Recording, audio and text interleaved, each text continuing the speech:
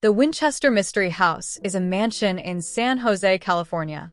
It was the personal residence of Sarah Winchester, the widow of the firearms magnate William Winchester. The mansion became a tourist attraction only 9 months after Sarah's death in 1922. The Victorian and Gothic-style mansion is renowned for its size and architectural curiosities, also for the numerous myths and legends surrounding the structure and its former owner. In this video, we will take a look at some of the old photographs I found to share with you of how it used to look before it became a total tourist trap. Be sure to comment if you have been to visit this amazing piece of Northern California's history. Before the 1906 earthquake in San Francisco, the mansion looked quite different. It was an elaborate masterpiece for the time and area in which it was built. After the earthquake that had destroyed many parts of the mansion, a renovation was begun that would continue until Sarah's death. The building went on day and night 7 days a week. There are myths of why that was, but for this video, we are just going to look at the old photos and you can draw your own conclusions. No expense was spared, and the attention to details were, and still are, awe-inspiring. Sarah was known to rebuild and then abandon construction if the progress did not meet her expectations. This resulted in a maze-like design. In an 1897 San Jose newspaper, it was reported the 7-story tower was built and torn down, then rebuilt 16 times. This mansion also had plumbing, complete with bathtubs and sinks, even for the servants' quarters. Unheard of for the times. As a result of the expansions, there are walled-off exterior windows and doors that were not removed as the house grew in size. Also stairways and hallways that literally go nowhere.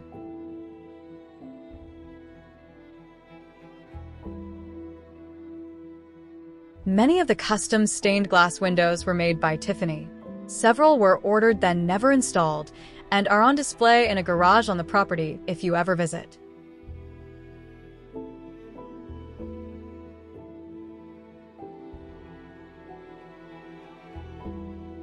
Spiders' webs and the number 13 are a theme that runs through the mansion.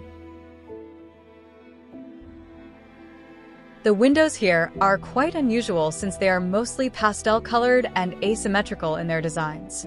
There are even windows to the right and left of a fireplace that feature Shakespearean quotes.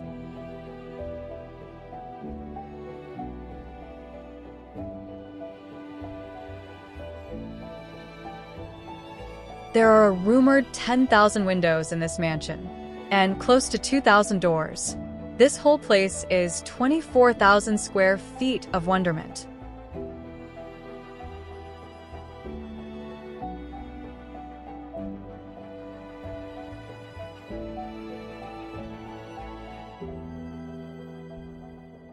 You can see in this photo one of those 2,000 doors. This is one of them that leads to nowhere.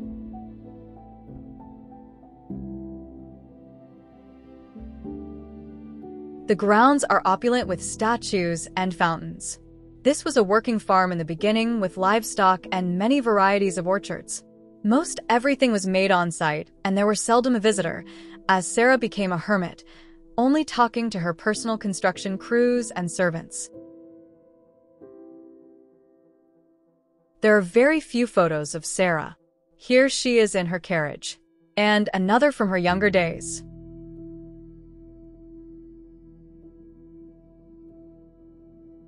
Every one of the 500 rooms was ornately decorated.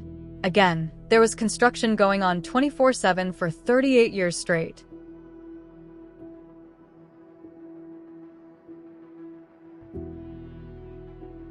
There is carved wood on the walls and ceilings. Wood such as teak, maple, and mahogany were widely used. Some rooms have leather and metal wall coverings, intricate faux moldings and finishes, parquet floors, and even crystal chandeliers.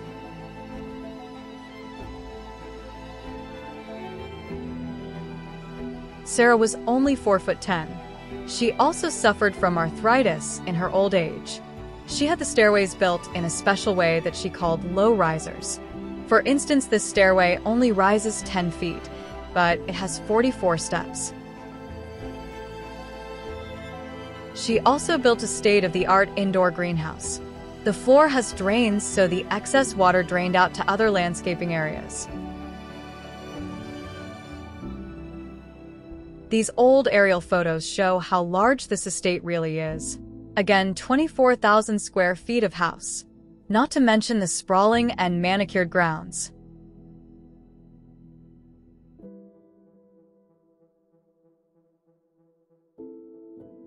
The mansion became a tourist attraction 9 months after Sarah's death in 1922. The house was in a state of disrepair and considered to be of no monetary value at that time. A group of investors bought the property, then leased it to a couple named John and Mamie Brown, who then turned it into a tourist attraction. They later purchased the mansion in 1931 and began many room additions and deletions. The very first tour guide was Mamie Brown herself. Past neighbors, friends, and workers for Sarah Winchester became distressed when they heard about superstitious claims being made about the house and Mrs. Winchester. They were upset that the Browns were making money from these alleged falsehoods.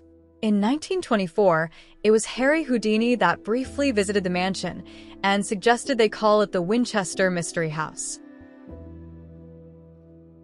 When Keith Kittle, a past Disneyland and Frontier Village employee, became the general manager in 1973, the house was again in bad shape. He had the house renovated in the 1970s, then again in the 1980s. He added a Winchester Rifle Museum and sought historical landmark status for the property. He began an advertising campaign that included large billboards along the highways. The billboards featured a silhouetted mansion with implications a ghost encounter was possible. Attendance soon increased as he played off the history and superstitions that were already circulating. Kittle remained general manager until 1996. As of 2022, the mansion is owned and operated by a private company that represents the Browns. Tour guides are required to follow a script emphasizing fabrications and inaccuracies. Winchester's story has been overly embellished over the years by numerous rumors, hyperbole, and myths, and writers have misrepresented or even invented details about the mansion and its owner in order to enhance the legend. It was well known during Sarah's time that she really cared for the people that she employed and felt like she was helping them by giving them things to do, even if she had to make up stuff for them to do. But if you would prefer to believe that she was somehow haunted by the ghosts of the Winchester rifles dead, that would murder her if she stopped working. Or that she made it maze-like to confuse these ghosts, go ahead. Either way, a visit to this amazing property is highly recommended. I have been several times and see something new every time. I also hear they added a beer and wine bar,